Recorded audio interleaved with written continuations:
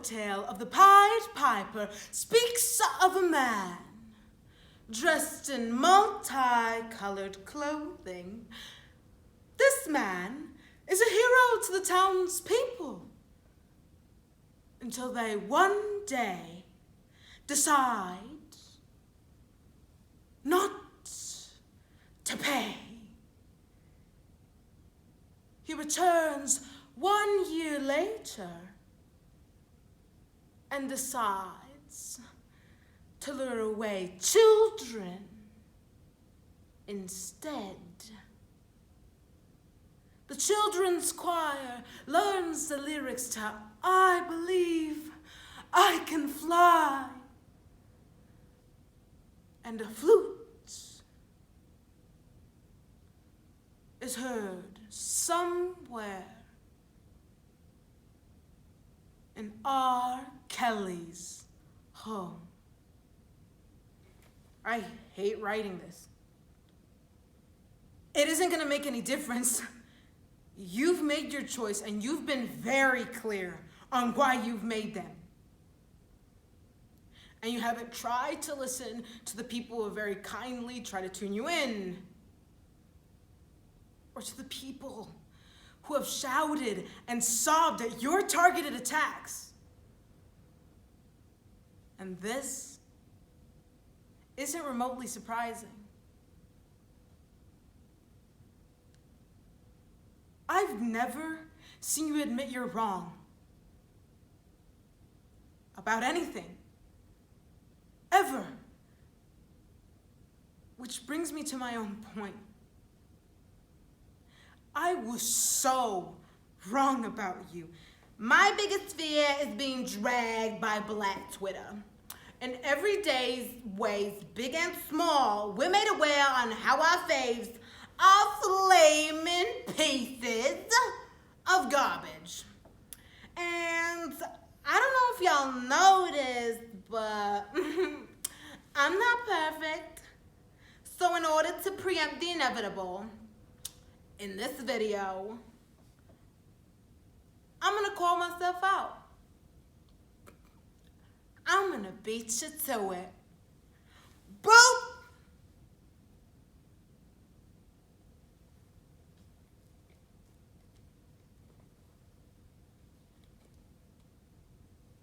In these uncertain times of social distancing and of quarantine, people are desperate for comfort.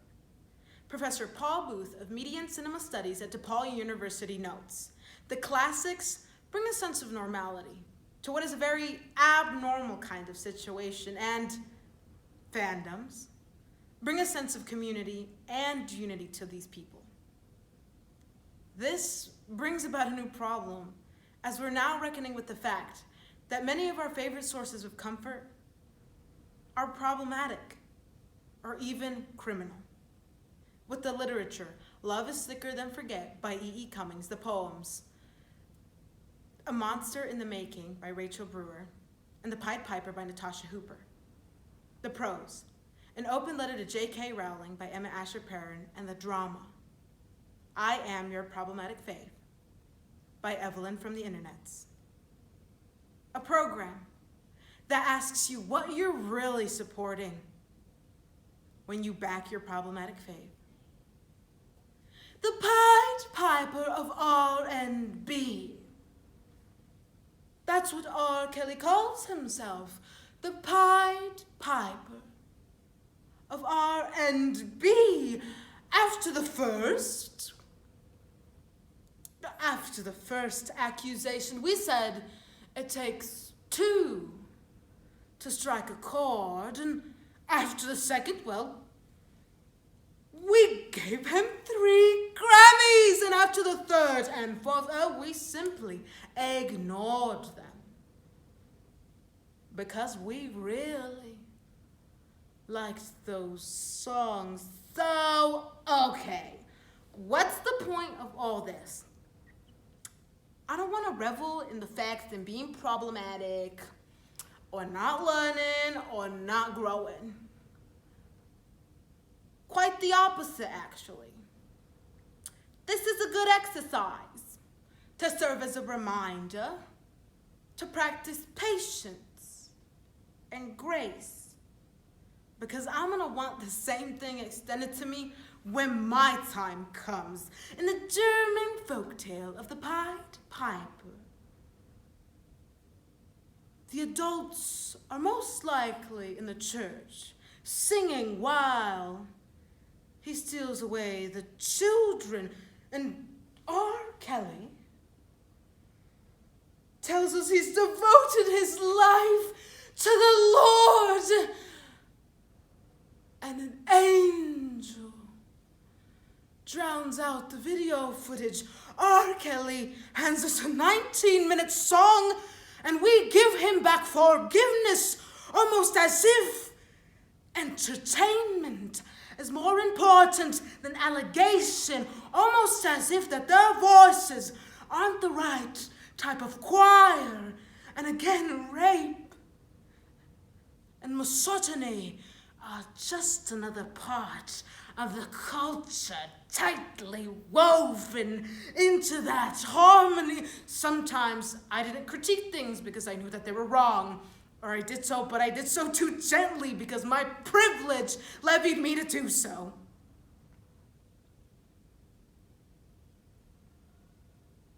Privilege.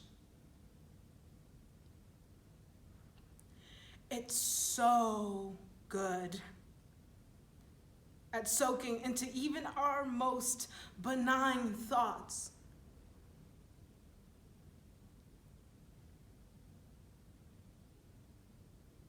But the disappointment that I feel with myself is something that I just must reckon with on my own. Love is more thicker than forget, more thinner than recall, and it's more seldom than a wave is wet.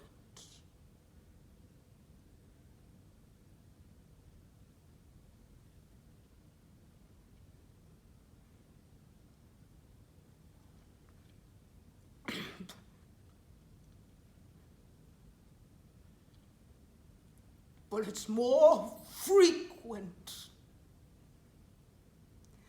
than to fail. When the Pied Piper is realer than any folk tale, and we surrender their bodies to pay the price, and we learn that music is the worst black magic and the best kind of distraction. And when we are taught that girls are everything short of a symphony,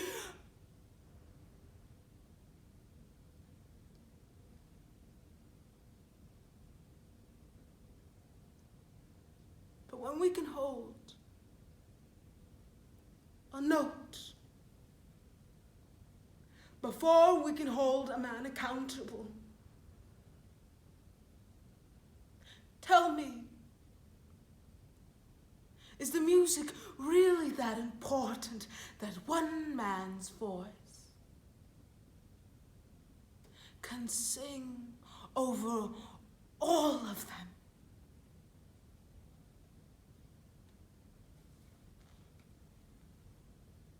Separate the art from the artist. That's what people say. And there's always been some kind of merit to that thought, especially with a story like yours. Your story has been retold and recounted in ways that you would have never imagined. And it can be difficult to look back at the things that you loved as a child with a critical eye. But love shouldn't make our minds complacent. And I've had my share of problematic faves. And that's okay. As long as we realize that they're wrong.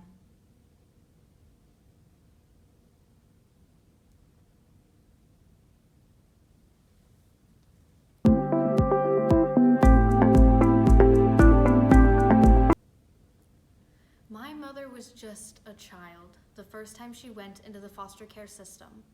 She was ripped away from everything she knew. This led to a drug addiction later in life, and I was just a child the first time I saved her from an overdose. Sadly, the connection between foster care and addiction has become even stronger. According to the Fodley article on June 25, 2020, there are nearly 500,000 children in the foster care system on any given day.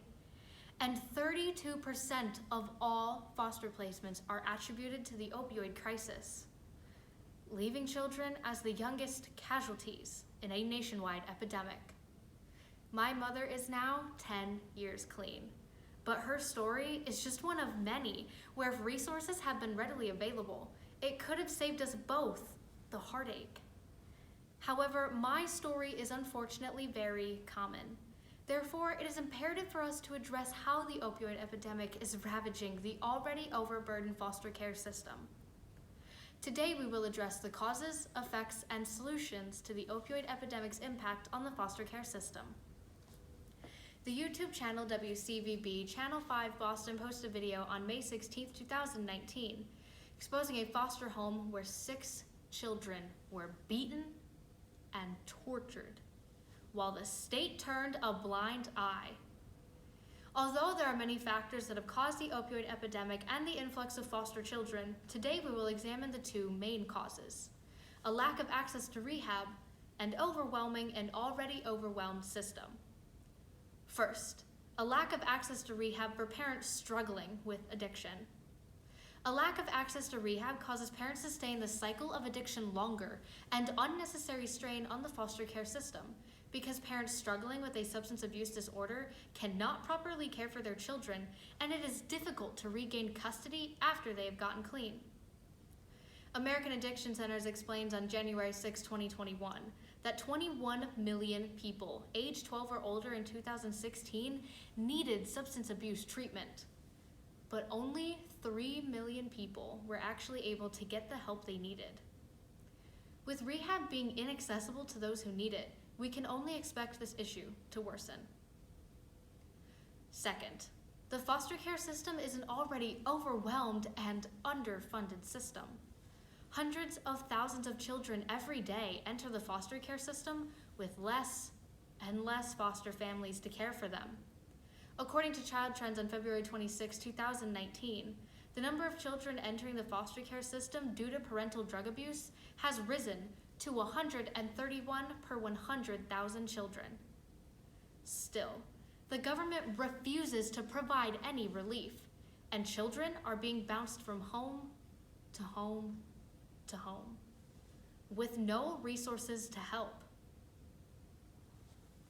On July 10, 2020, the CDC posted the story of Tessa, a mother of 2 who became addicted to opioids by age 18.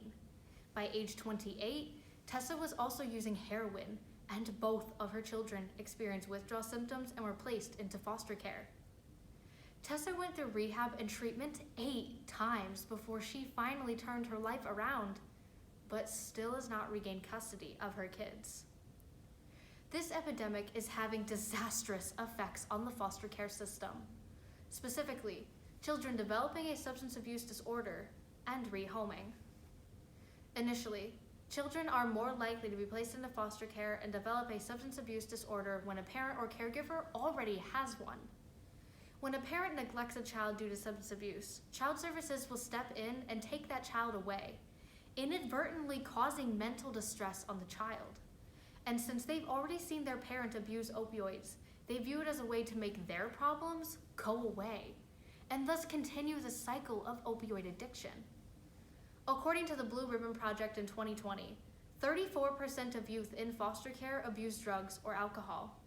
This is 12% higher than youth not in foster care. The effect of opioids goes beyond addiction. Children are taken from their homes, their families, and the cycle of addiction continues because there are so few resources available. Next, the rehoming system has become a widely used solution that actually does more harm than good. Social workers take children from dangerous situations and unreasonably place them in what looks to be a loving home with a family member or friend. This leaves that child without plans of reunification with his or her family, and that family member who has not been properly vetted, taking on the responsibility of that child without resources from the child welfare system. On June 1st, 2020, the American Bar Association explains that social workers often use threats and coercion to force families to give up their child and other families to take that child. At first, this sounds like a great idea to an overwhelming problem. But in reality, rehoming just causes more damage to children and their families. The National Institute for Children's Health Quality in 2020 reported the story of Samantha, a former foster child who became dependent on opioids by age 18, but after becoming a mother at 34, sought treatment to give her child a better life, waiting 2 years for a space to finally open up. Samantha has since been clean, but still has not regained her parental rights. This is just one example where if Samantha would have gotten access to rehab sooner and the systems had been combined to work together, Samantha could have gotten clean sooner, creating a better family for her baby girl. First, access to rehab for youths and adults is a major step in ending the opioid epidemic. Right now, rehab is expensive and confusing, especially when you add health insurance into the mix. But there are options out there. According to American Addiction Center's National Rehab Directory, last updated November 4th, 2019, if a person has health insurance, they can get at least part, if not all, of the cost of treatment covered, even if they have Medicare or Medicaid. In addition, drugabuse.com, last updated December 31st, 2020, explains that if a person does not have health insurance, they can Google their state, county, and or city for low-cost or free rehab facilities.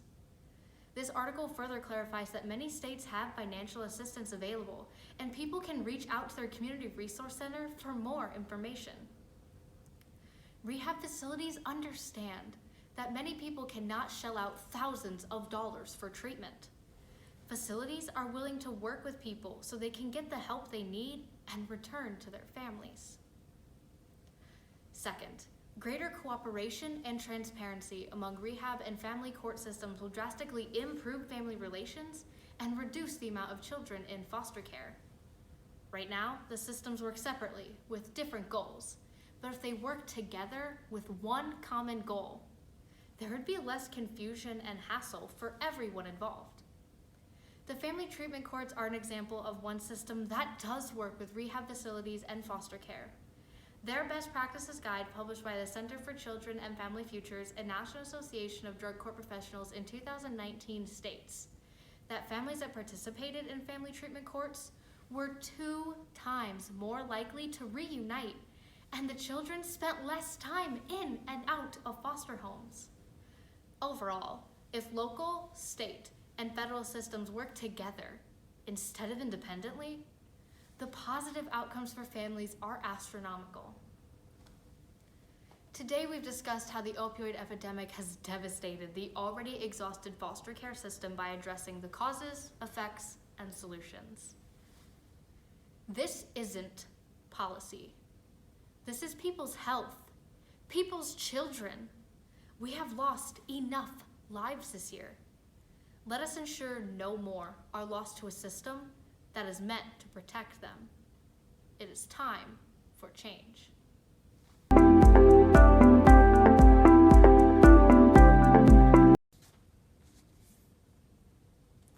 Dear future generations, I think I can speak for the rest of us when I say, sorry. Sorry we left you with our mess of a planet. Sorry we were too caught up in our own doings to do something. Sorry we listened to people who made excuses to do nothing. I hope you forgive us. We just didn't realize how special the earth was. Like a marriage gone wrong. We just didn't realize what we had until it was gone. We had been together for so very long. You, willing to swim with me just last month. Myself, merely small in the ocean of splendor and light. And now, when I see the man from British Petroleum lift you up dead from the plastic bin of death. The poison is so painful. It seeps into her veins. Pollution in the lifeblood is all that now remains. My love, I am the speed of sound. I left them motherless, fatherless. Their souls hang inside out from their mouths, but it's never enough. I want you. The world is getting hotter, day after day, but do you ever wonder why? According to an article published by USA Today, June 6, 2019, if we do not make significant changes to our way of life, the Earth will come into irreversible damage by the year 2050. 2020 laughed in our faces. 2020 brought wildfires, a global pandemic, and even land hurricanes. Our society often chooses to put their own convenience above that of the future of our civilization. This is demonstrated in Dear Future Generations, Sorry, by Prince E.A. The Earth Cries Out by April Morrow. This Tornado Loves You by Neko Case. Songs for the Turtles in the Gulf by Linda Hogan. And Global Warming Poem by Anna Camille Valdez. A program, because we are no longer fighting for a better tomorrow. We are just trying to survive today. I'm guessing you know what is the Amazon desert, right? Well, believe it or not, it used to be called the Amazon rainforest, and there were billions of trees. Oh, you don't know much about trees, do you? Well, let me tell you, trees are amazing. We literally breathe the air they are creating. Which is why I'm so sorry to tell you that we cut them all down with brutal machines. Horrific. Why? For this. He with a smile. You burned and covered in red-black oil, torched and pained. All I can think is that I loved your life. The very air you exhaled when you rose. Old great mother, beautiful swimmer. The mosaic growth of your shell, no part of you simple or meaningless, or able to be created by any human, only destroyed. Carved your name across 3 counties, ground it in with a bloody hide. Their broken necks will line the ditch till you stop it. Stop it. Stop this madness. I want you. I have waited with a glacier patience, smashed every transformer with every trailer till there was nothing left standing. 65 miles wide. Still you are nowhere. Still, you are nowhere, nowhere in sight. The days grow ever warmer. The atmosphere can't breathe. The balance has been broken, yet still they cut the trees. This is why cars, buses, trains, and deforestation is messing up the air. They affect the air. And we have to remember that trees help us breathe. So I'm sorry. I'm sorry that we put profit above people. Greed over need.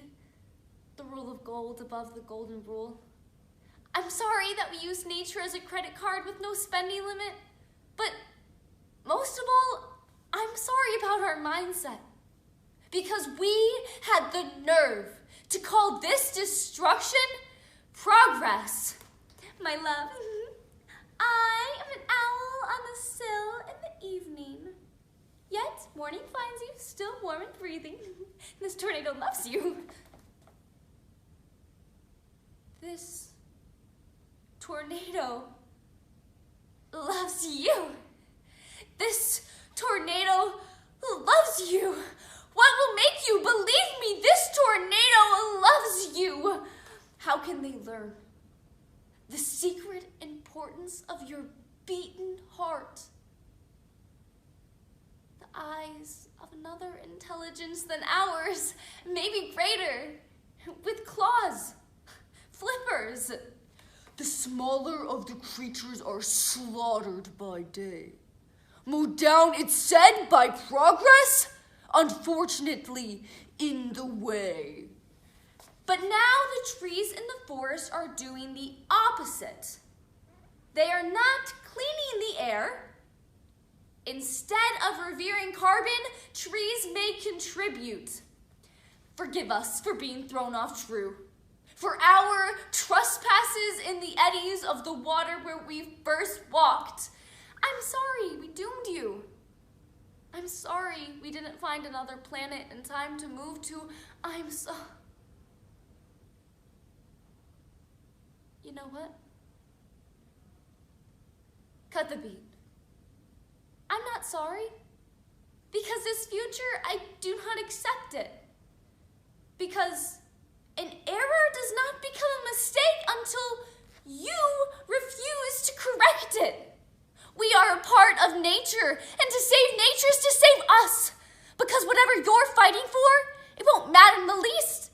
If we do not all work together to save the environment, we will all be equally extinct. In agony, she makes her plea. Do not ever doubt the destiny of mine is yours. The ravaged earth cries out. Air is what we breathe. That's what we need. Our future is in jeopardy. But that can all change. Let's start protecting our planet today. Climb the boxcars. Your rails have always outrun mine, so I pick them up and crush them down in a moment close to now, because I miss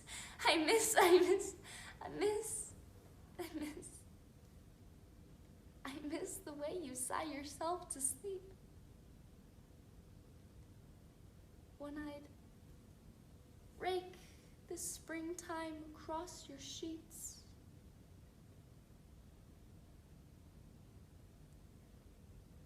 My love, I am the speed of sound.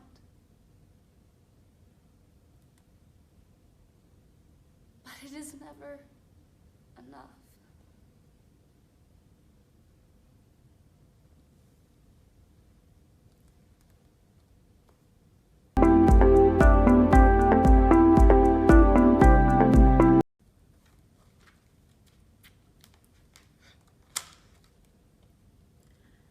To be a Latina woman on a college campus is to face violence on the day-to-day. It is walking into the classroom on the first day of classes and praying another student of color walks in. Feminism, where I abandoned my tea set, traded princess for bad bitch. I stopped wearing dresses, but still went to sleep in perm scrab so I feel pretty in my sleep.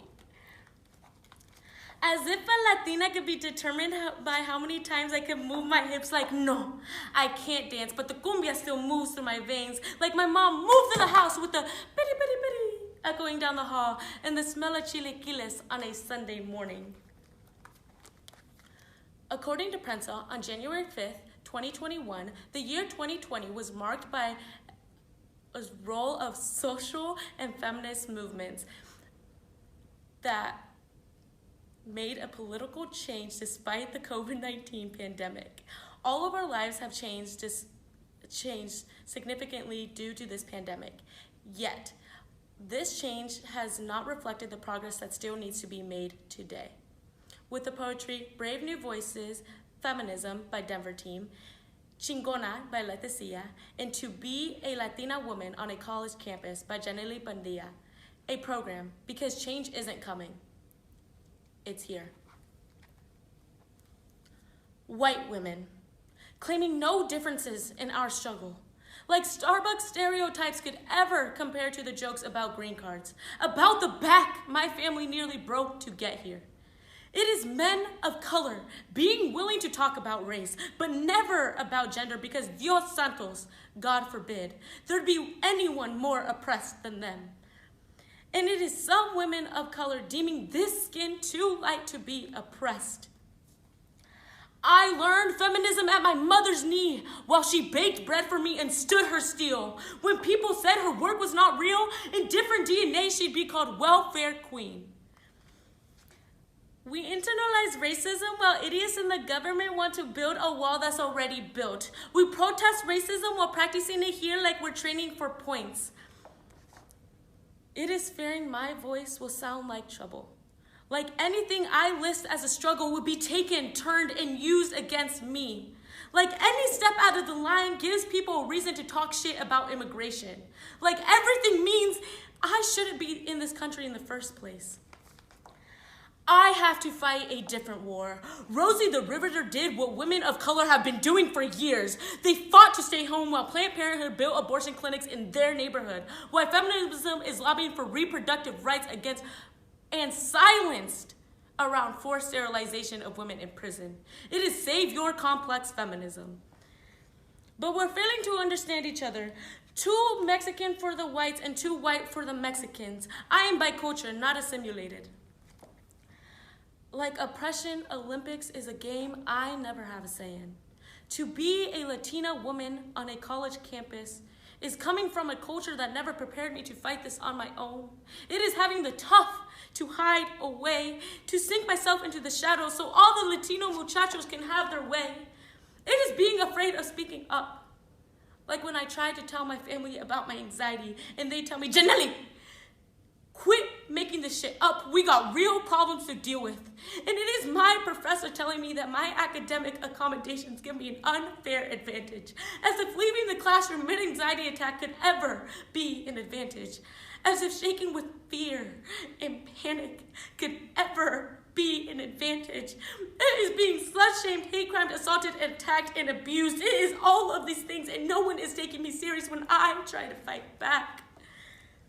I'm afraid of calling myself a feminist will add to the list of things that make me an easy victim. Another reason for them to attack. I'm afraid for passing for white, lost an agenda that will never include me.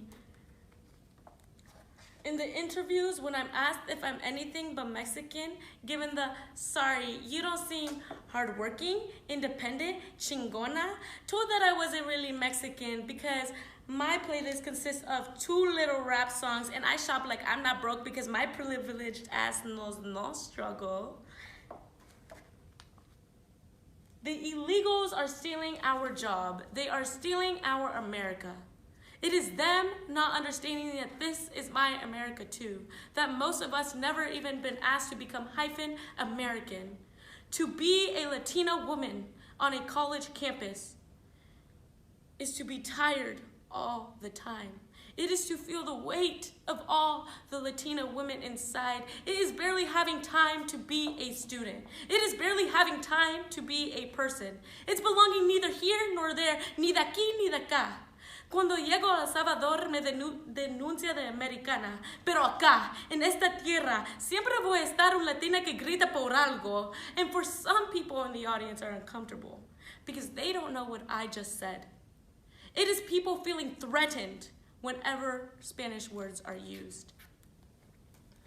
Colored girls, sitting at the table separated for you, the slave ship still delivers, just not to plantations.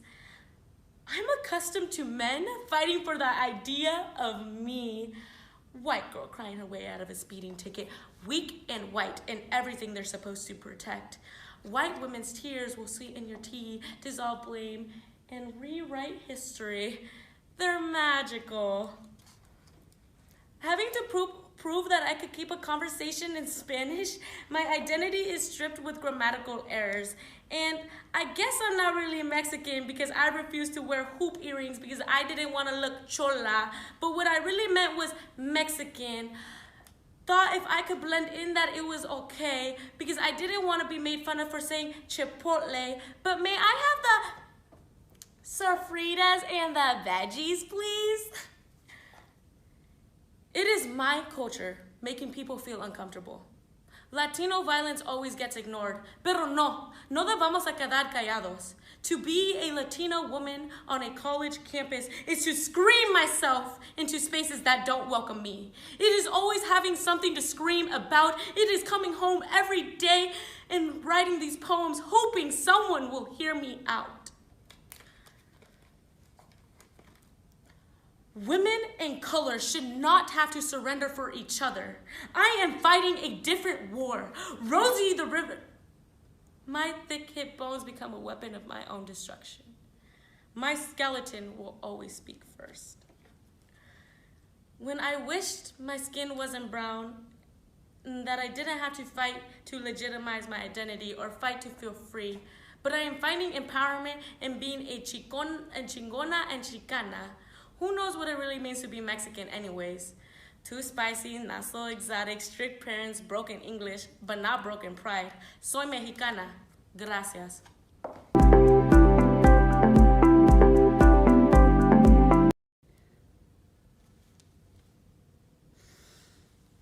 Iowa, an overwhelmingly white state, has had a long and complicated relationship with meat packaging plants.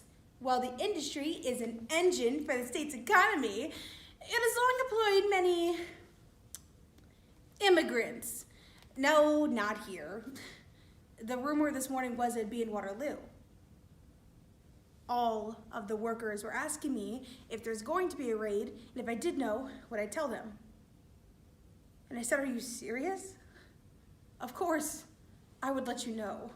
At the wall, U.S.-Mexican border, Texas 2020, sitting amongst the dirt and barbed wire, the faces crosses lay across the rusty surface, at a frontera, at the Prada, stretching from the Pacific to the Gulf, a silent cry of those who walk the scorching suns by day and the below-zero temperatures by night, with only a gallon of water and a prayer in their pocket, hoping both will last. Workers were confused as to why so many of their colleagues are getting sick and missing work.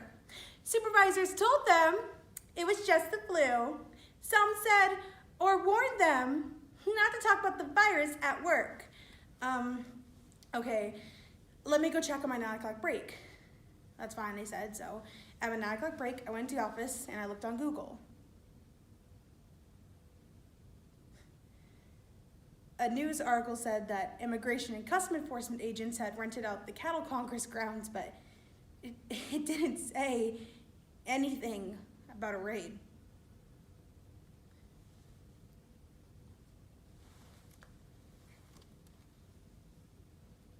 According to the Des Moines Register on May 8th, 2020, Hispanic Iowans make up 6.2% of Iowa's general population, but account for more than 23.5% of Iowa's positive COVID-19 cases, more than 3 times their population.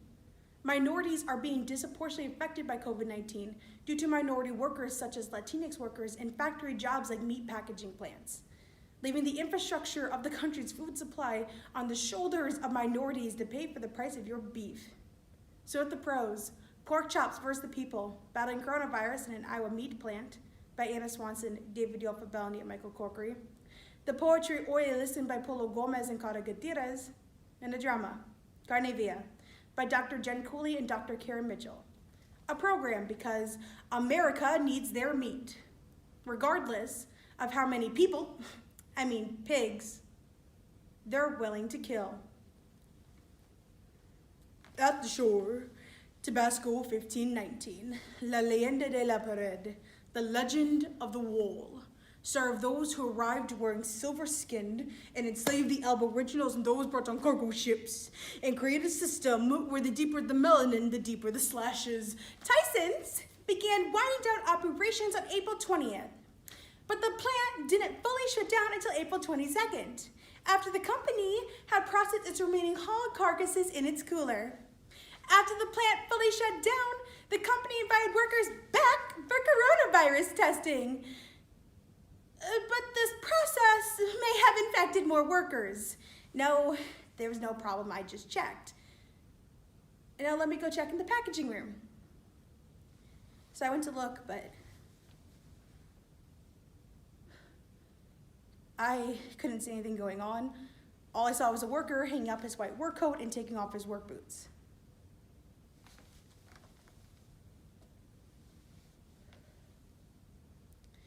And then I realized that they're trying to make their escape.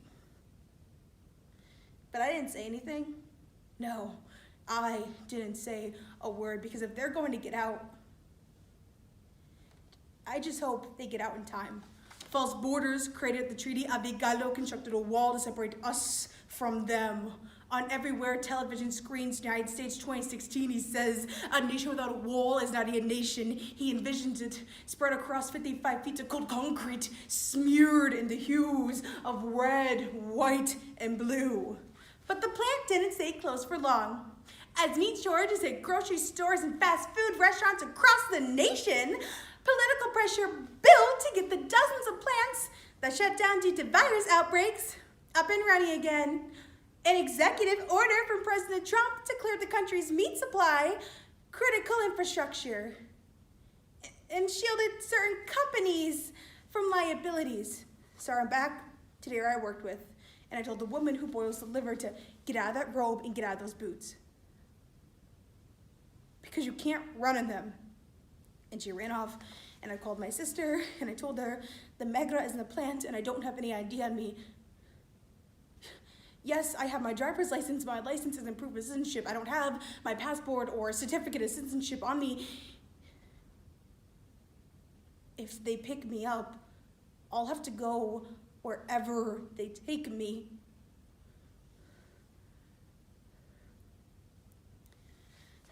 So I grabbed my wallet, which had my driver's license in it, and I was getting ready to leave when the ICE officer stopped me and said, illegals get everything and we get nothing, working from sunrise to sundown for less than $2 an hour in 100 degrees weather. Getting everything? No, walking 10 to 20 miles by Los Planteros. Getting everything.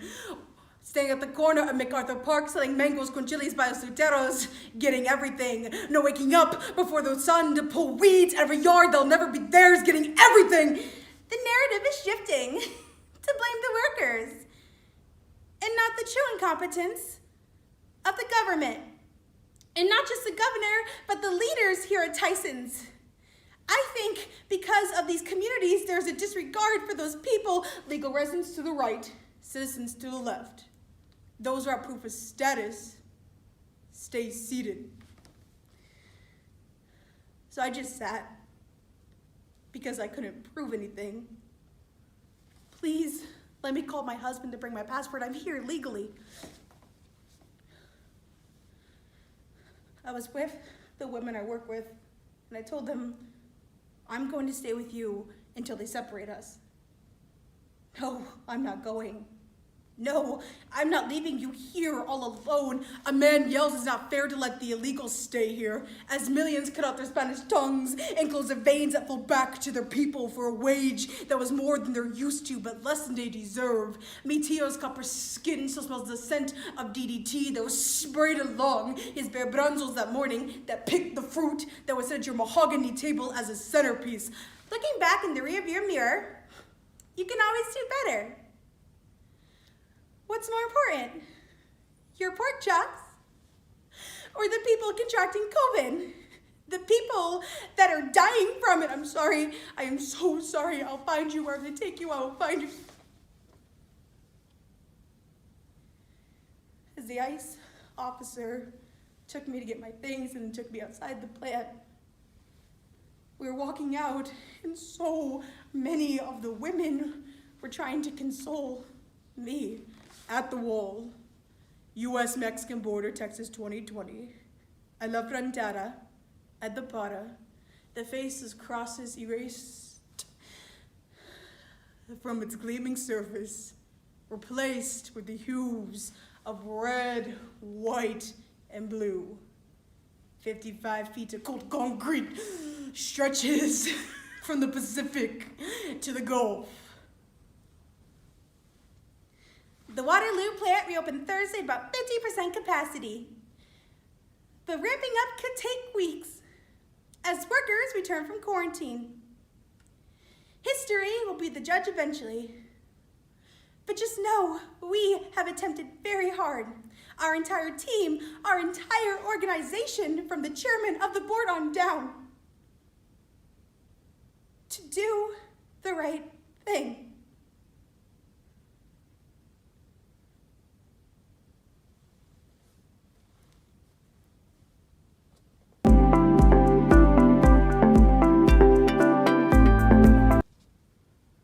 The year is 2021, where the pandemic is still raging, and fair elections are met with domestic terrorism!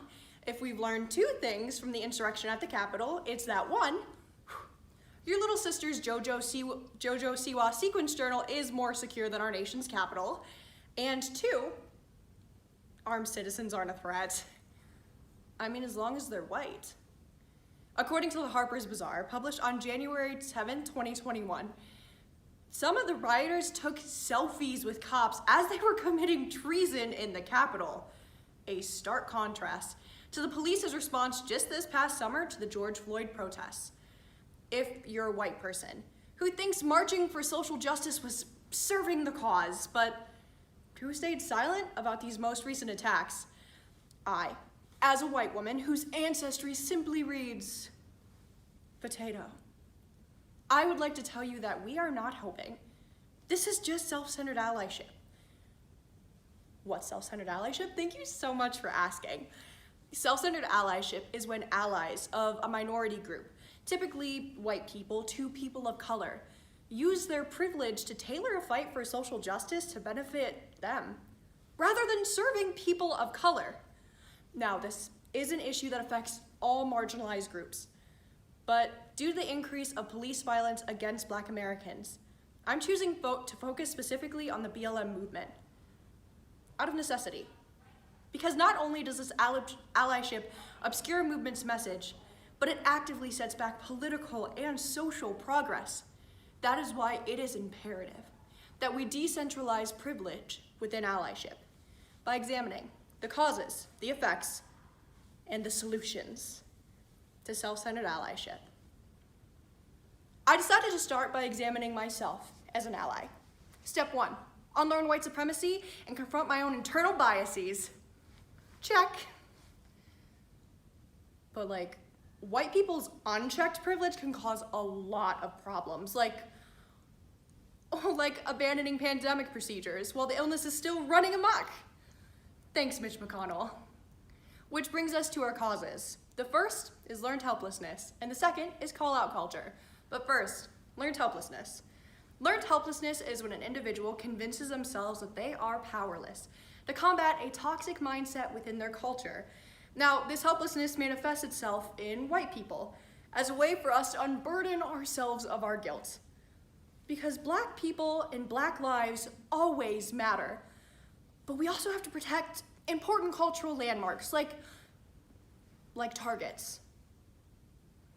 But to be fair, if they didn't want to be attacked, they shouldn't have had a bullseye. Yes! According to the Californians for the Arts, published on June 12, 2020, the main issue with learned helplessness is that yes, feeling helpless during these conversations can be a reality, but white people don't have the right to feign helplessness just because the conversation gets uncomfy. Kim, people are dying. Next up, call-out culture. Call-out culture is used by white allies to shame people rather than just educate them. But I'm confused because I thought shame was just for women's bodies. According to the Boston Globe, published on June 2nd, 2020, the main issue with call-out culture is that it puts shame over people, places shame over education.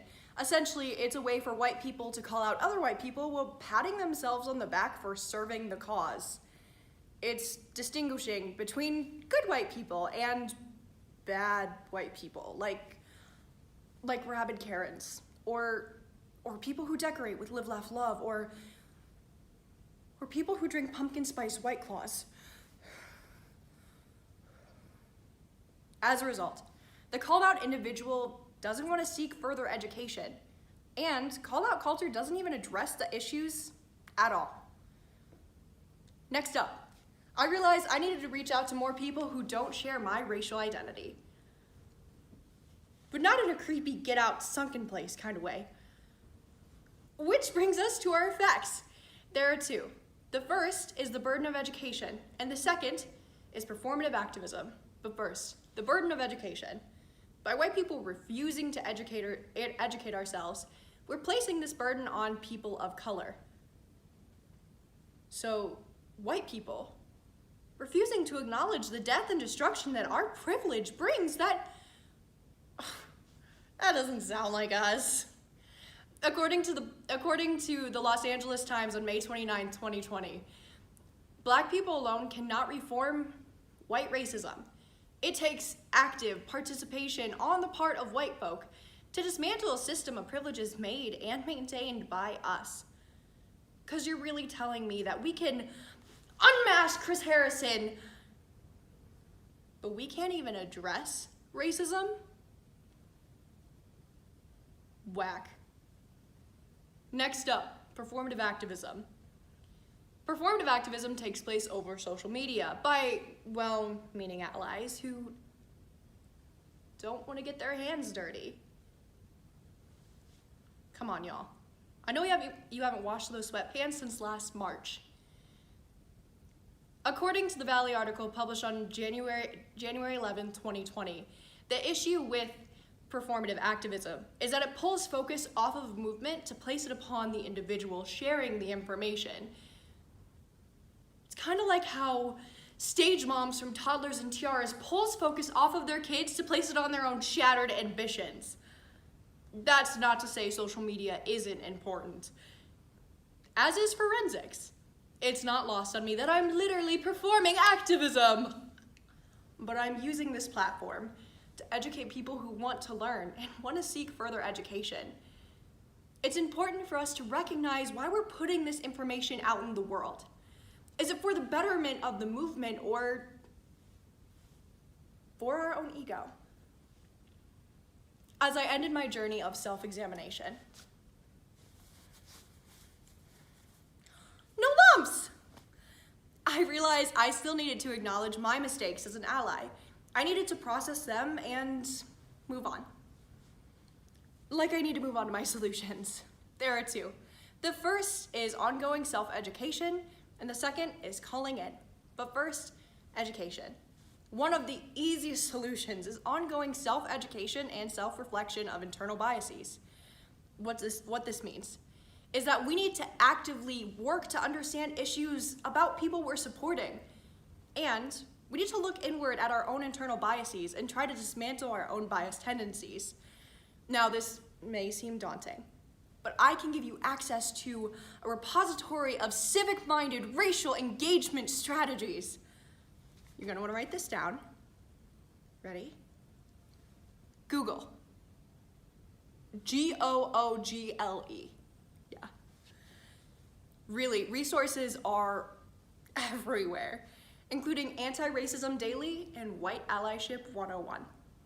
It's not hard to educate yourself. But it can be difficult to recognize the rise of white supremacy and how we've all been complacent towards it. Next up, calling in. White people need to focus on, you guessed it, education rather than just shame. According to the Daily Hampshire Gazette published on August 19, 2020, while calling out causes further division, calling in fosters understanding. So it turns out, calling racists out for being racist is about as effective as telling teenagers to practice safe sex, but then only giving them the armor of the Lord to do so. 9 months later, you're still gonna be disappointed. It's important to keep ourselves and each other accountable, yes, but we also need to support people who are still just trying to catch up, rather than shaming them into leaving this fight altogether. Today, we examined the causes, the effects, and the solutions to self-centered allyship. We examined ourselves as an ally, and we found that we can all do better. But luckily, we have the opportunity to, because at the end of the day, this fight is not about us. But that doesn't mean we shouldn't work hard to show up for our brothers and sisters, to share the message. I understand that I will never understand, but I'm gonna try. Try with me.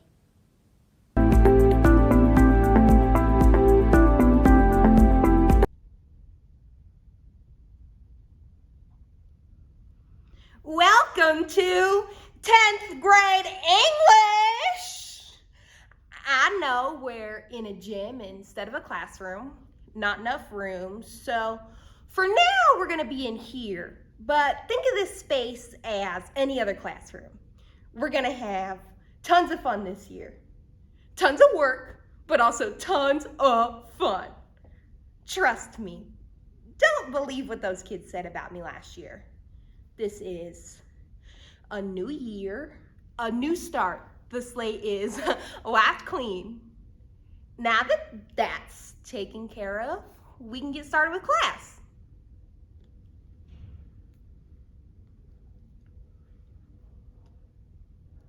According to Forbes, June 27, 2019, 1 in 3 teachers leave within their first 5 years of teaching.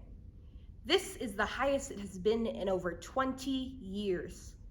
Teachers are continuously put under extenuating circumstances and expected to maintain professionality and composure whilst yielding nearly impossible results for their students.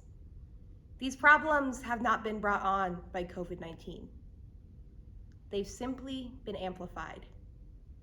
It is imperative that we start giving our teachers the respect and the resources that they need to be successful, because our teachers are essential, not expendable. The Greatest Performance by Rebecca DeZita. Instead of giving y'all a list of rules, I'm just gonna give you one. Keep Miss C happy. If you're wondering whether or not you should do something, ask yourself, would Miss C be happy if I did that? If the answer is yes, go right ahead. If the answer is no, then don't do it. Respect me, respect yourselves, respect each other, and we'll be happy. Bing! Good morning, good morning, good morning. It's a beautiful first day of school today. This is your principal, Mr. Scott. Teachers, stay on your toes. Get ready for some instrumental changes today. Start the year off right. Trust and believe. Okay. How many of y'all like to write? That's what I thought. You know, I'm gonna make y'all a bet. Y'all are gonna love writing by the end of this year. Wanna know how? By the end of this year, you'll be able to think for yourselves. You'll be able to create solutions to your own problems. You'll be able to change the very world in which we live. Ping! Teachers, please pardon this interruption. Teachers, make sure you have your bell work, standards, objectives, and guiding question written out for classroom observations. Start the year off right. Trust and believe.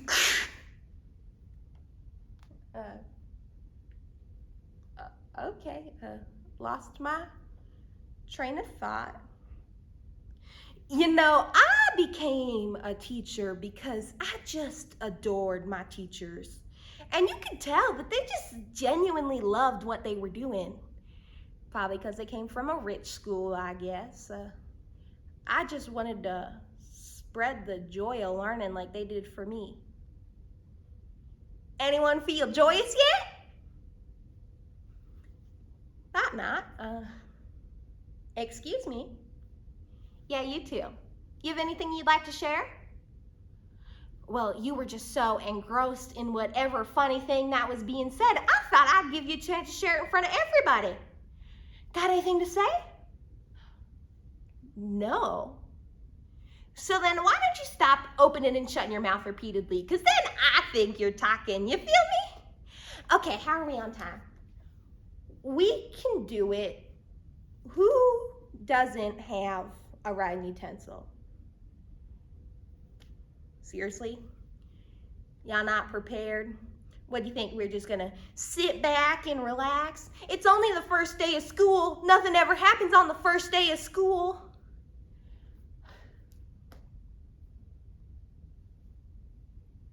Miss C is not happy. Raise your hand if you need one. Pass them around and be sure to return them all to me. I know they're not much, but I'm not a millionaire. Far from it, in fact. Bing! Teachers, pardon this interruption. Teachers and children, I just want to remind you that it is the sole mission of every adult in this building to make sure that our school has 90% attendance every day. Start the year off right. Trust and believe. God, I can't get a word in edgewise. How many times has that thing interrupted me? I've lost count.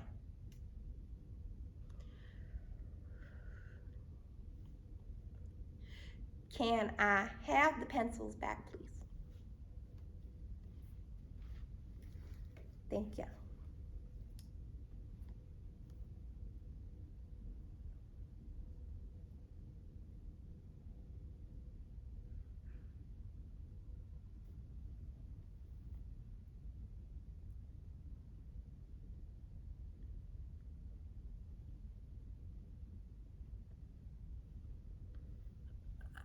I'm missing a pencil. Who didn't turn theirs in? You're welcome to borrow one every day, but you need to return it for the next class. I'm finna ask one more time. Who didn't return their pencil? You know, this is how it starts. By the end of the semester, I don't have any pencils left to lend you. And then you whine and cry, Miss C, I don't got no pencil. I can't do no work. It's your own damn fault that you can't do no work. You steal my fucking pencils. Yeah, that's right. My fucking pencils. Do y'all know how hard I work? No, none of y'all have any idea what I go through. You're perfect angels on the first day, but then in about 3 weeks you turn on me and I act like it doesn't bother me, but the truth is I get home and I don't have time to work out or cook a nice meal because self-care is second to making sure my students know how to combine sentences with a conjunction correctly. And then I go to sleep and I dream about y'all. I can't escape ya.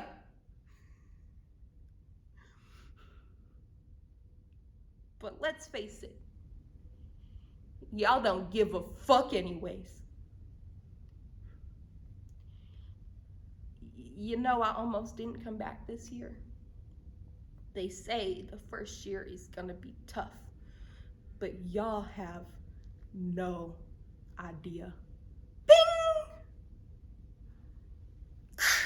Teachers, pardon this interruption. Want to know the secret to success?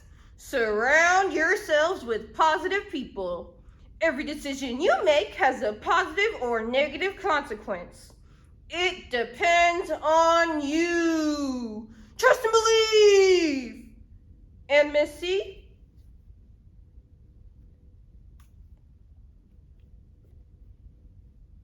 Yes, sir? That reminds me, I'll be coming by to observe you sometime. I want your students to know I'm keeping an extra eye out for you.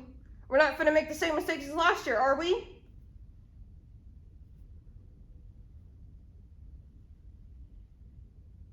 No, sir.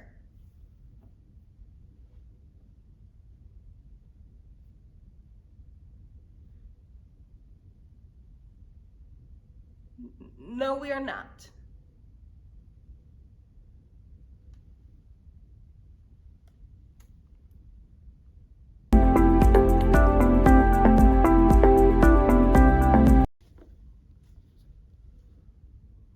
The realtor shows the house on West Garland Avenue and insisted it had everything we wanted.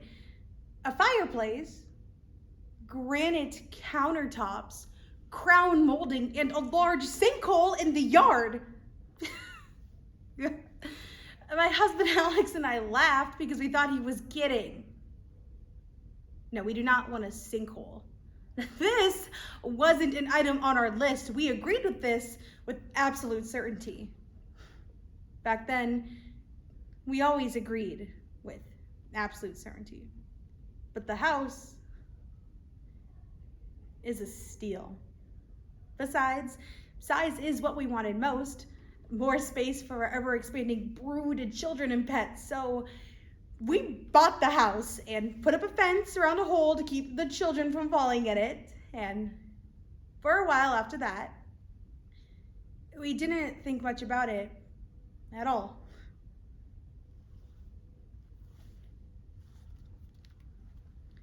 If there's one silver lining that has come from this past year, is that people finally have more time to try new types of self-care, whether that be yoga or baking bread. However, jumping into self-care blindly can be detrimental, especially if one believes that self-improvement will lead to self-perfection. According to US Psychology Today on August 24, 2020, a self-fulfilling prophecy is a process in which expectations elicit behaviors that ultimately confirm those expectations. We need to be accepting of our imperfect selves, because when one becomes fixated on self-perfection, this will lead to a path of neglect. Sinkhole by Lana Crow. So one night, a few weeks after the move, I asked Alex, how deep do you think this sinkhole is in our yard? And he had no idea. So we went to look. As we climbed our new fence, I held the flashlight as Alex leaned over the edge. I stood beside him and peered in. It was almost that the light was being swallowed up by the hole, eaten alive. We agreed this seemed sinister. Soon the beam from the flashlight began to fade and disappear entirely. Piece of junk. I pitched it into the hole. Alex chuckled at this. Back then, he used to think I was funny.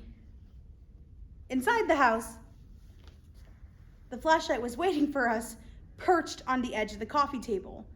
I picked it up and I didn't know if I should be afraid or impressed. A minute earlier, I had thrown it into the hole in our yard, and now it was here in the living room on the coffee table. I turned over my hand to test the realness and flicked on the switch. And the light came on. For a second, I thought Alex was going to warn me to put this down and back away. This could be dangerous, but he didn't. Instead, he found a picture frame that had cracked during the move and took it outside. I waited inside the house, and a moment later, the frame reappeared, the glass looking clean and solid. Alex returned, and we inspected the repaired frame together and agreed it was incredible. We never really considered the effect the sinkhole might have on anything living. Not until the morning, our oldest son, Jake, was holding the turtle, named Bert, in both hands. I could see the creature was visibly sick. So I led Jake into the yard and I helped him over the fence to the hole. Put Bert in there and it will fix him. As he set Bert into the hole, he gasped when he disappeared. Inside the house, the turtle was waiting for us. Bert was much improved. The sinkhole made him better. I began to wonder what the hole could do for me if I put myself through it. I wasn't sick like Bert or broken like our clock radio, but I wasn't the best version of myself either.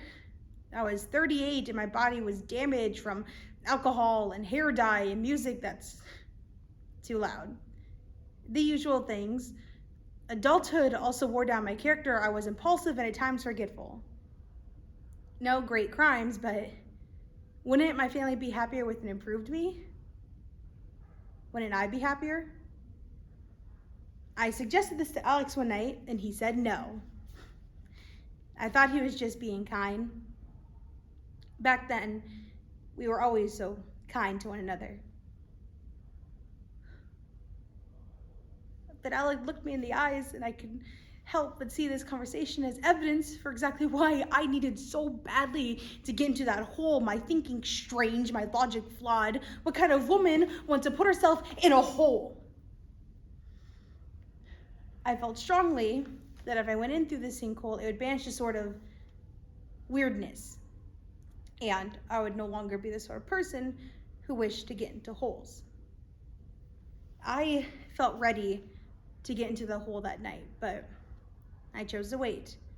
I wanted to be certain I was doing the right thing. So for my next week, I went about to work as my normal flawed self. I visited friends, cooked, cleaned, fed, entertained my children, and was nothing but kind, honest, funny, and agreeable of Alex, like always, but in my mind, I made a list of every mistake I made, every error a more perfect me would have been able to avoid. A burnt pan of lasagna, a forgotten birthday, and a child scolded too harshly. Normally, I would chastise myself for these missteps and later recount them to Alex so he could reassure me that they weren't so bad, but instead I hoarded them, almost gleefully.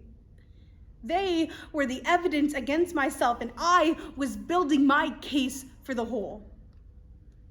I made a habit out of visiting the hole before bed each night.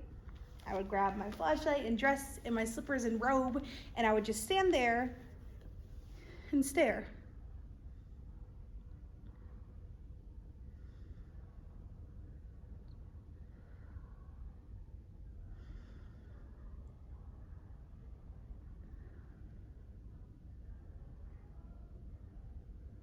It was a meditative practice of sorts, letting the darkness of the caverns fill my mind with calmness and hope. Some nights, I was aware of Alex watching me as I did this, staring from the bedroom window, waiting for me to finish my ritual. But he never said anything about it. Why didn't he say anything about it? What was so wrong with me that my beloved husband could watch me do something so bizarre night after night and never feel capable of confronting me about it? Was I so fragile? So frightening? And then one evening, Jake went off for a sleepover and left me with instructions to feed Bert. Of course I forgot. The next morning, the turtle gazed at me from his cage and what I imagined to be a hunger-stricken look. Never again. I went straight for the hole. As I climbed the fence, I thought about my entry. Should I dive? Cannonball? No. Such actions would suggest a sense of play, but this was not play. This was work. The work of repairing myself.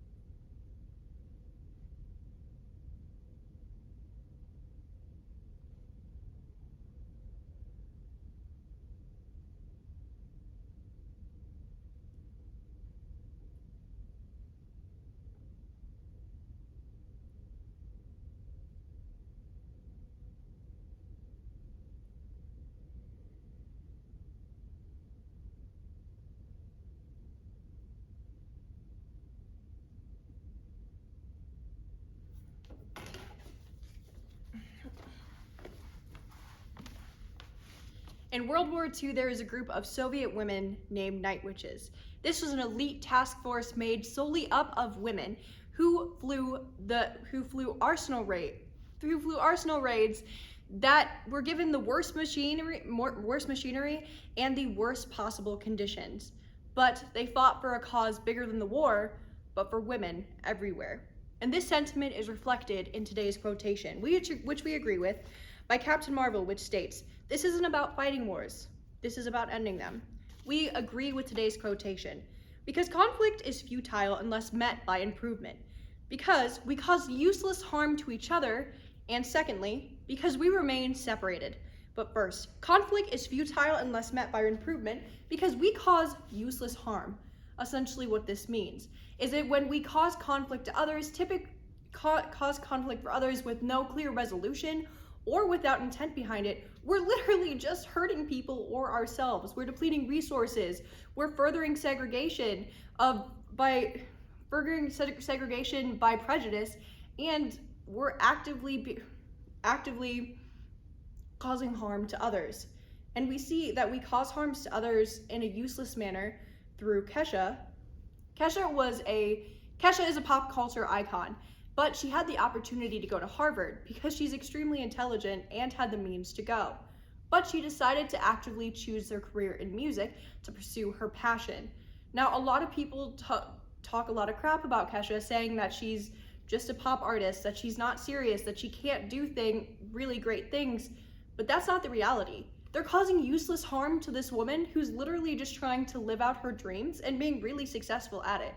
And she's actively bringing joy to other people, showing that they're causing useless harm to someone who's following their passion, and it does nothing besides hurt people and bring out the message that other people can hurt people for no apparently good reason. Showing that if conflict is not met with improvement, it's futile because nothing's achieved. You're just being a troll. We also see that we cause useless harm if we don't have our conflict meet improvement through Michael Borenson. Michael Borenson is an Iowa native, activist, and farmer who makes money by selling his crop, but he's also a disabled individual who advocates for other disabled individuals to get IEPs within schools and accommodation. Michael knows that disabled people are widely overlooked in one of the most underserved populations within our countries and communities. He recognizes that when we're not giving people the resources they need, we are harming them uselessly. We're creating conflict where we should be creating bridges and where we should actively be trying to meet people's needs. Showing that when we harm people uselessly for the sake of nothing besides being cruel, we're not achieving anything. Conflict is futile because we're not actively improving the world around us. We also see that conflict is futile because we're not improving the world around us because we remain separate. What this means is that nothing can truly be achieved through division. Look at our national houses and through our government. We're so divided and ultra polarized that anything to happen is so crazy, and we're not achieving anything. And we see that we remain separate through Artemisia Gentileschi. Artemisia Gentileschi was a 17th century painter who was known for her portrayals of biblical women. But part of the reason that she's not so well known is because she was a woman in a male-dominated field. Now, they actively separated female artists from male artists during this time, and unfortunately, it's still a reality. But if artists in that time and today would just support each other, no matter gender or any other differences, we would have a thriving art community that actually built off each other's differences and could have collaborated more, showing that we remain separate when we allow conflict to overtake us instead of actively trying to seek improvement. And we also see that conflict can be futile unless it's met with improvement by Uncle Iroh from the Avatar series. Uncle Iroh had two voice actors, Mako and John. Mako unfortunately passed away filming the second season, and John took his place. John realized that there was going to be pushback because people loved Mako, and no matter what he did, there was going to be people that didn't like what he did. But he decided to actively improve the series through that pushback, and he did exactly what our thesis says. The reverse of what our thesis says, because he used that conflict to improve the series and become better. His growth wasn't futile because he actively did something to improve the system around him. Returning to today's quotation. This isn't about fighting wars. It's about ending them by Captain Marvel. We agreed with today's quotation. Because conflict is futile unless met with improvement. First, because we cause needless harm. And secondly, because we remain separate and therefore we don't achieve anything. Night Witches were fighting for something greater than themselves. And they understood that no matter what was thrown at them, they were fighting for women and other minorities everywhere. Their conflict ultimately led to better representation of women in the military. And that is pretty awesome.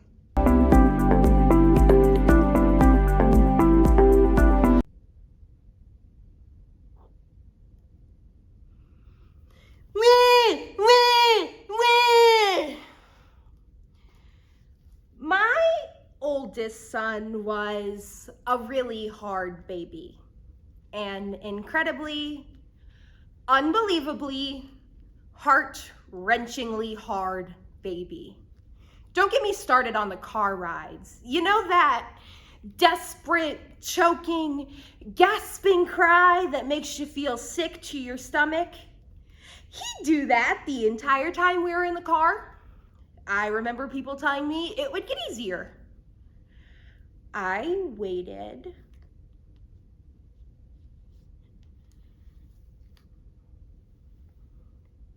And it didn't. But of course, I couldn't see that at the time. I thought it was normal. The sleepless nights, the intensity, the never-ending screaming, crying. He cried all the time.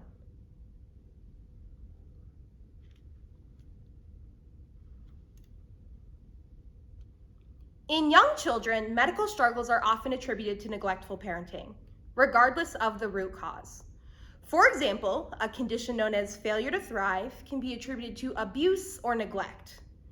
In spite of the fact that, according to the Children's Hospital of Philadelphia, one of the most common causes of failure to thrive is simply acid reflux.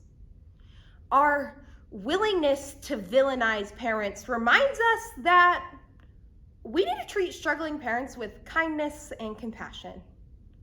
This is reflected in Feeling Like a Failure by Caitlin Fitzpatrick Curley. Early on, he was diagnosed with silent reflux. He was put on medication. I told myself it would work. I prayed that it would work. I needed to believe it was helping. But things kept spiraling downward, especially when it came to the growth chart. At first, our pediatrician would just note the differences. At our last appointment, he was at the 75th percentile. Now he's at the 65th. Just something to keep an eye on. He's probably just finding his curve. I had friends who had babies that cried, but not this much. No, they could put their babies down, if only for a little while.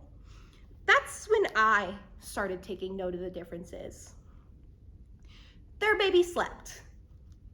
Mine did not. Their baby seemed calm. Mine did not. Their baby seemed happy. Mine did not. I started to realize that my baby was not typical. This did not seem like a normal experience.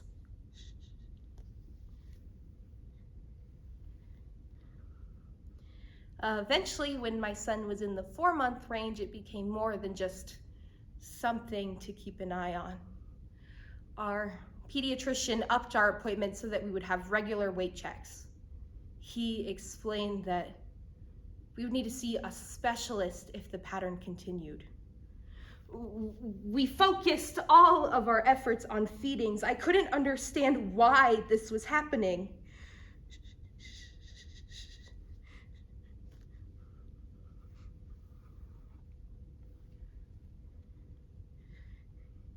At one appointment just before my son turned 6 months, our beloved pediatrician informed us that he was teetering on the edge of the growth chart.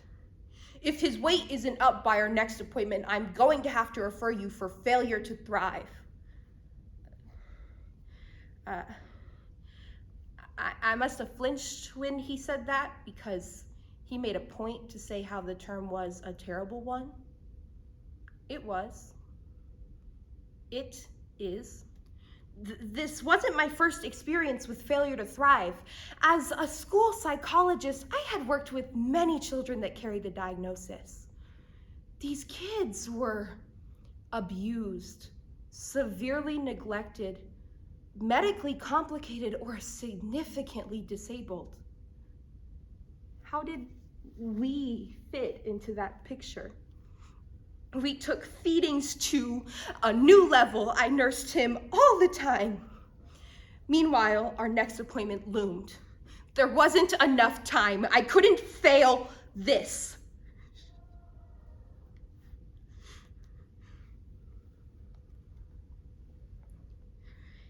At our 6th-month appointment, we were no longer on the growth chart at all.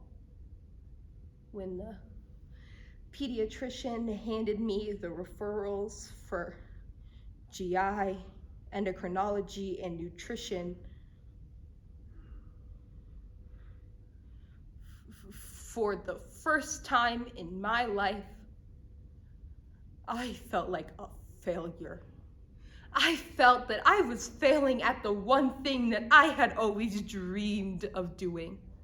At the one thing in life I thought I'd be naturally good at. Motherhood. We saw a nutritionist who I began to despise with a fiery passion. She'd make us keep a food journal. She'd flip through our food journal, calculator in hand, tallying calories as if they were points earned. We never had enough points, so she would lecture me. She would repeat what she had said just 4 weeks prior, as if I hadn't clung to every word the first time around, as if I was ignoring her advice, as if I didn't understand that this was serious. I wanted to scream at her, to drag her home with us and have her try to get calories into this child. Everything got worse as my son got older. I'd watch him run, jump, scream, and tantrum, and all I saw were calories expended. How many calories do you burn crying like that?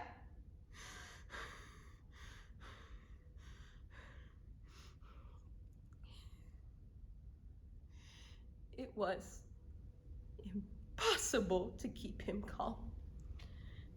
The most annoying part of every appointment was at the end, when I'd inquire if there was any possible way that this could be related to silent reflux. I explained how he still cried a lot. What if eating was painful? What if his baseline was belly pain? And it was at this point when they'd inform us that it was impossible for it to present this significantly. And so the appointments with GI and nutrition continued. So too did the weigh-ins, the high-calorie formulas, the tips and tricks. We put oil, butter, and cream in everything. And still, he did not gain. The GI specialist recommended an endoscopy and abdominal ultrasound to get to the root cause of our problem.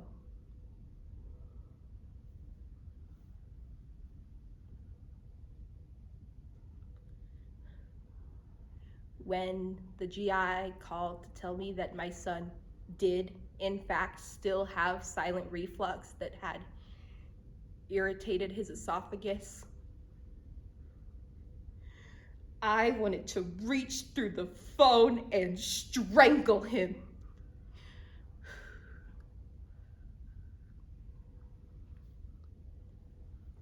But my son was put on medication, and his weight gradually began to climb until he was finally,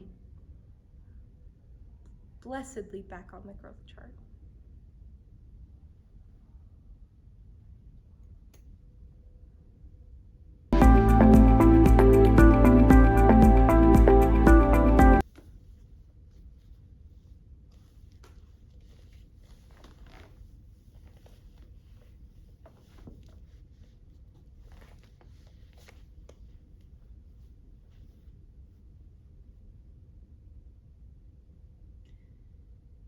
We both have been hearing the knocking sounds around the walls.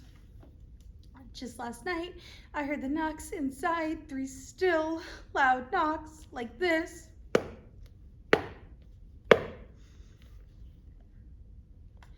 I've been hearing it. Sounds like rats chewing on the bedpost chains drug throughout the house. I'm standing here and I'm cooking this supper and I hear what sounds like a stone being dropped on the floor beside me. I look down at the floor and I don't see nothing but wooden planks and I hear a choking sound. And I'm standing here and I'm stirring the pot and I hear the walls gulping for air. John, this has gone on for a year now. The children are terrified and Betsy saw some kind of creature.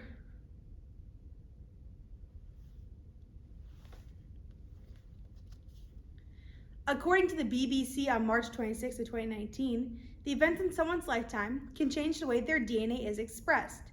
Experiences during your lifetime, particularly traumatic ones, can have a very real impact on your family for generations to come. Everyone deals with trauma differently. However, in some cases, it can have extremely long-lasting impacts. Whether that be trauma you have caused another person or trauma you have lived through. This can be seen in Rachel Kearns' The Bell Witch. John, the children said they saw it again. Out by the well, the wolf with no head.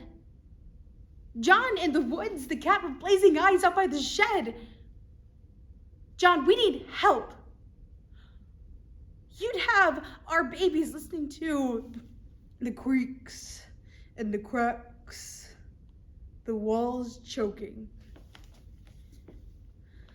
No, Joel's been struck. Richard Williams had his hair pulled, and just today I saw Jessie flying across the room, no hand laid upon him because she, it'd be a woman, John, buried out in those woods. Wronged. She hurts the children. But when I was sick with my fever, she'd come to me, tend to me in my hour I'm burning up, and she cools my head with a little cloth and she sings a little. She says, give her what she wants or she'll stay here forever. And what does she want? She wants our land, John.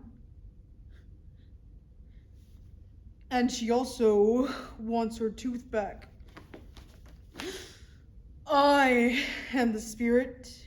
I once was happy, but I have been disturbed and made unhappy. I am the spirit of a person buried in the woods nearby. My shallow grave has been disturbed. My body is disintegrated and scattered. I'm looking for my tooth. This one. You've seen it? Lucy Williams Bell will have no more of these incidents. I'm looking for my tooth. And once I find it, I'm going to kill you. But I'm not going to do it quick. I'll just set to swelling your throat shut. Need some water, John? At first you will, and then it'll feel like if it sticks sideways in your throat.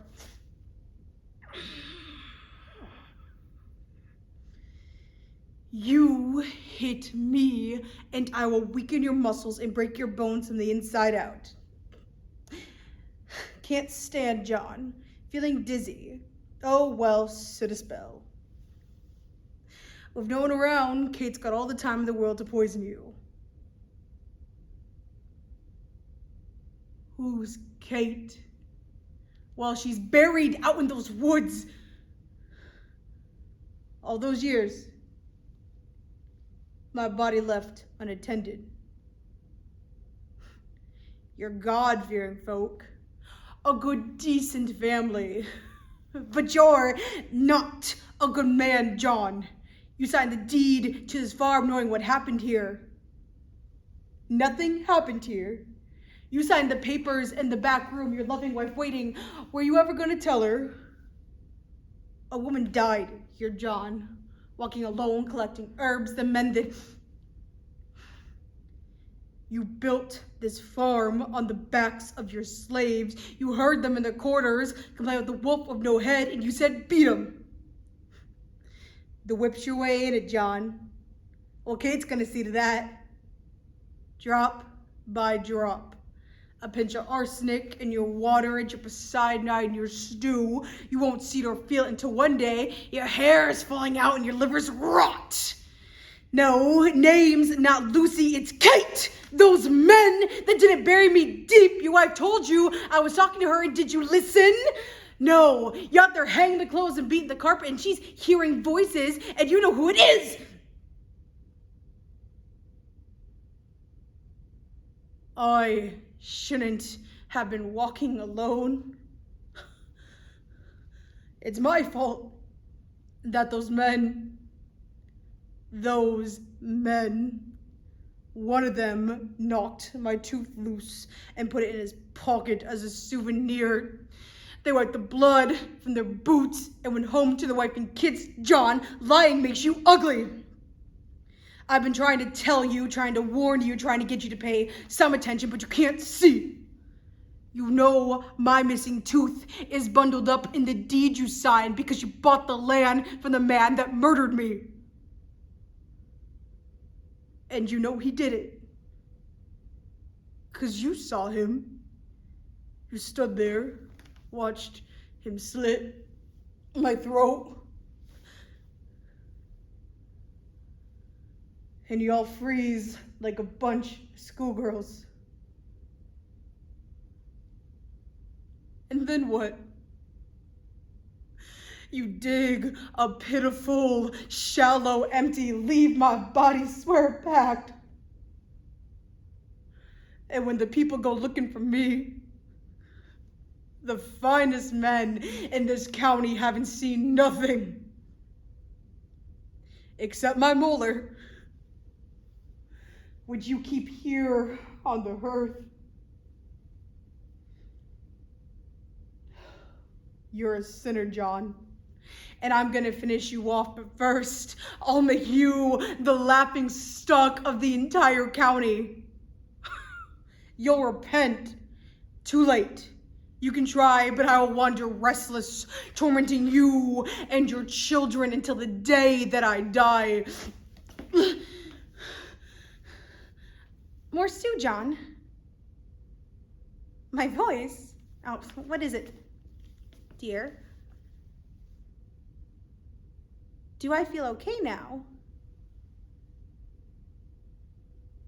Maybe.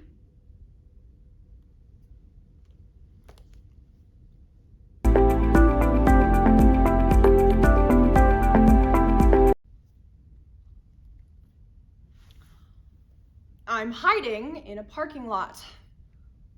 And I don't care if anyone sees me, but I do plan to emerge mysteriously when he finally drives up. But the rain is ruining the effect, and I'm starting to get angry. You know, I consider going back to my room and making a sign that says, "I'm waiting to screw Mr. Lucas," the resident poet. You know, I could have chose a paranoid that's less paranoid, but would they have chose me? I get into the passenger side, bringing the wetness in with me. Would you mind just getting down on the ground just until we get out of town? So I drop to my knees and I prop my chin on the seat. All while I'm thinking about how I could never be a professional whore. Well, at least not for long.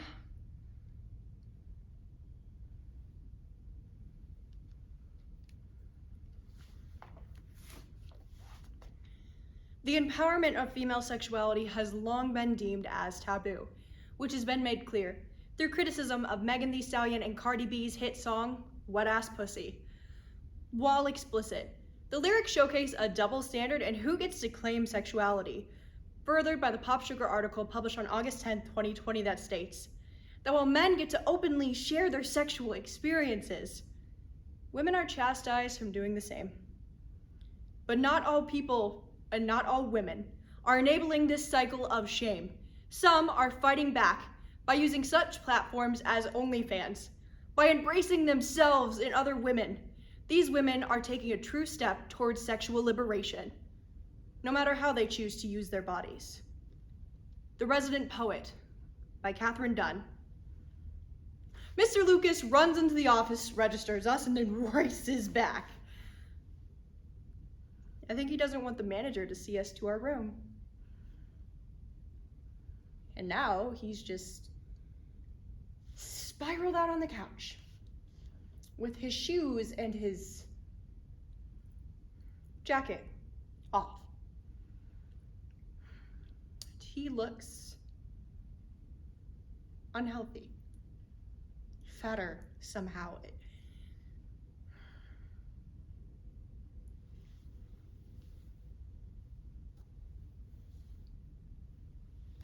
But the game has begun.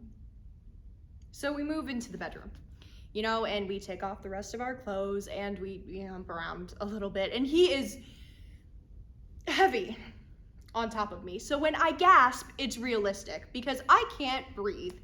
And when he finishes, I'm gross. Like I'm sweaty and I'm bored and I just want to go home. Well, what's the matter? I need a quick response. I guess you're just the only man. I guess they've all just been boys before. Yeah, I know it's a cheap response, but it's nothing worse than most things said over toast or tea.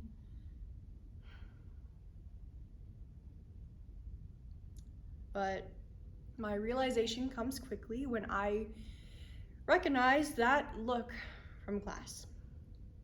It's reserved for when someone says something particularly stupid, and I guess that's me. But I realize he's been afraid of me. And now he's expecting me to play up to him. So I go into the bathroom, and as the water is running, he just sticks his little toe into it. Have you ever gone with girls? I have to catch my eyes from narrowing. Why?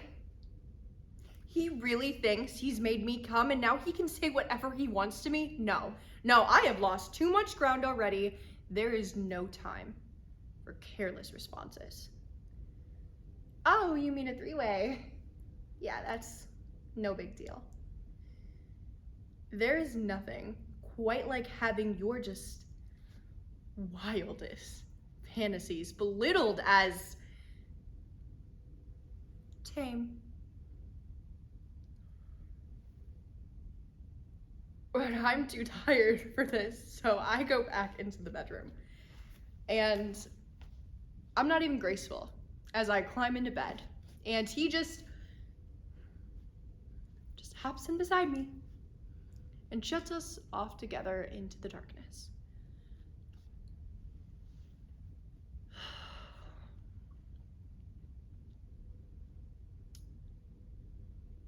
And right before sleep, I start to wonder, why can't he make a proposition like this to his wife?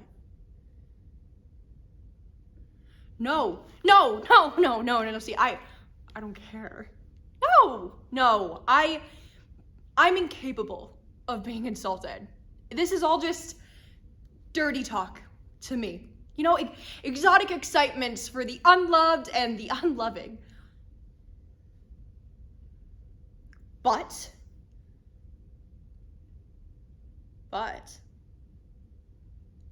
maybe I should bring up his wife again, just to make him a little nervous. That is the happy thought that sends me off to sleep.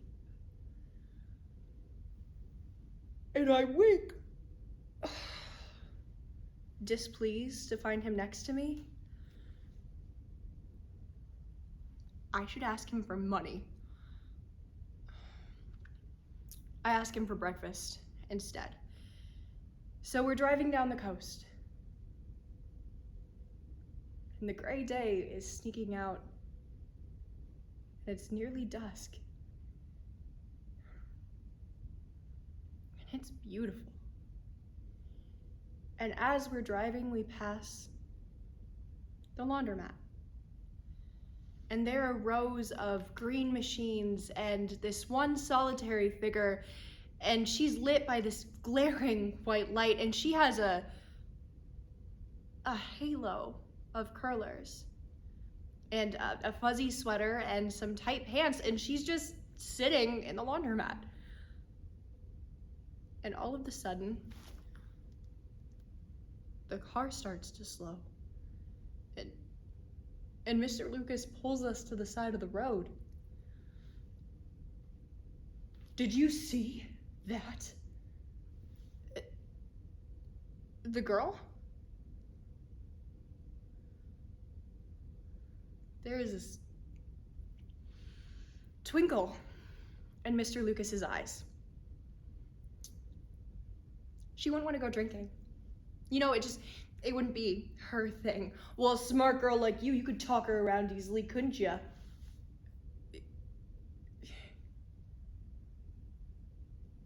Do we really have to do this? I mean, is screwing two people that you don't like so immensely more pleasurable than screwing one person that you don't like? Because I don't want to do this. I don't want to do this.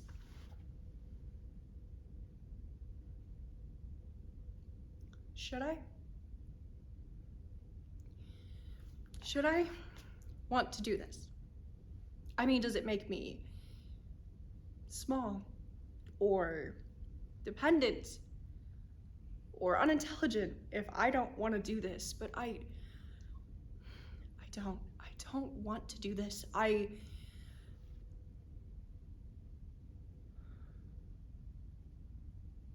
don't want to do this. I think it's time you took me home now. Like back to school? Yup. I'm not gonna look at him any longer. And he just jams the car out into the middle of the road viciously at the center line while he's screaming. So this is what it's like to be a tough broad, huh? You come within a mile of realizing yourself and you crumble. But I just lean back in my seat. Because I'm going home. Because I am warm and I can finally sleep. Yeah, it's gonna be a couple of months before I can brag about this one. But hey, at least I'll get a good grade.